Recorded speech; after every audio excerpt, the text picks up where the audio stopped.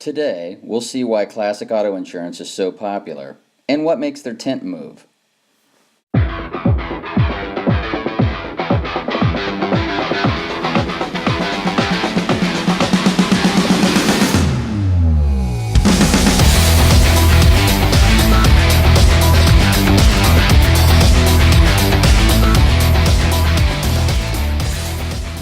Look in, or just like we're having a conversation? I think both, right? Okay. Hi, my name is John Leonard. I'm with the Artomobilia, and today I'm sitting over at Classic Auto talking to Drew. Hold on, Yagodnik. Yes. Right. All right. Yep. Just making sure. Yeah. Talking to Drew Yagodnik, and here's the thing. So you guys see Classic Auto at Artomobilia year after year after year.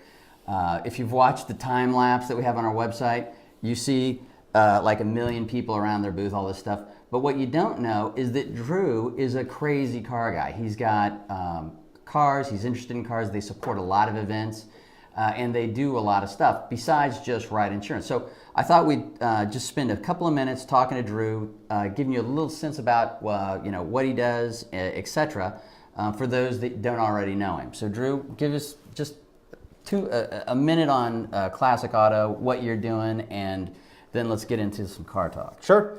So we've been in business since 1992. We have 15,000 customers across the country. We specialize obviously in collectible car insurance, all types of different cars, whether it be an old Bel Air, old Model A, to a Mopar, to a Lamborghini. So literally everything. Everything. We write in 47 different states. So we're nationwide, except for Alaska, Hawaii, and Massachusetts. There you go. Some details people aren't going to care about on those 3 states. So yeah, that's awesome. So tell me about. So you're big on the GT form, right? And you do a lot of different. Tell me a little bit about some of the stuff you've done with your cars over the years. So we've had a lot of different cars, and I think like anybody, your interests kind of change over time. But we've had from a couple Vipers. We had a low VIN 1990 Corvette ZR1. My parents, when I was young, had literally between 20 to 25 different Corvettes or Trans Ams. Wow. And so I kind of grew up on that, and I think once they had kids, that kind of shifted. But we've always had Mustangs or Trans Ams or Corvettes, and kind of gotten the Vipers and had those for a while. We did have a Ford GT for almost 9 years, and right now we have a McLaren that some people may have seen at the show. Yeah. But right now we're working on, as a company project, a 1965 Chevy C10 pickup. Wow.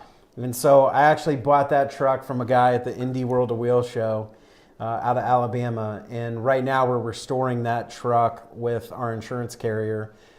So it's going to be a resto mod, and we should be able to bring that truck to your show in August of 2018. Wow, that'll be awesome.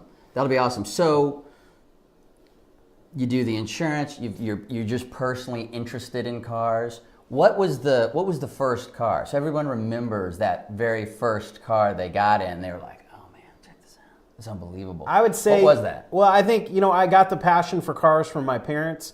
But the first car I really remember is my dad's business partner at the time in the insurance side was a big collector. I mean, we're talking 25 different Ferraris, all sorts of different cars. Wow. But the car that he took me in a ride for was a Ferrari Testarossa. Yeah. And we were in Columbus, Ohio, and just hauling. Like the 80s style? Yeah, Miami Vice, but it was red and it had a black interior. Yeah. And we were hauling butt all over. I was in middle school. I thought it was the coolest thing ever. I mean, that is probably the one story that sticks out the most. So that ruined Drew, clearly. Well, good. Well, we appreciate you guys being involved in the show every year. Here's another thing. I mean, these guys are doing everything. So they have this series of videos that they do, and they go around to the different events, do interviews. For us, they've been doing this thing called Passion Behind Artomobilia, where we go and we interview guys whose cars you'll have seen in the Artomobilia, whether it's Phil with his F40 or Eric he's got a bunch of different cars, and talk to them a little bit about their passion, what drives them, what's interesting. So we're flipping it around this time, and we're talking to some of the sponsors, because what I want you guys to know is that the sponsors in Artomobilia are not just there because, hey, I'm trying to sell insurance or I'm trying to sell whatever. It's because they have a real passion for automobiles, and they have a real passion for automotive events. And Drew's just one great example. Thanks for all your help, Drew. No, appreciate it. Thanks, Absolutely. John. That's it.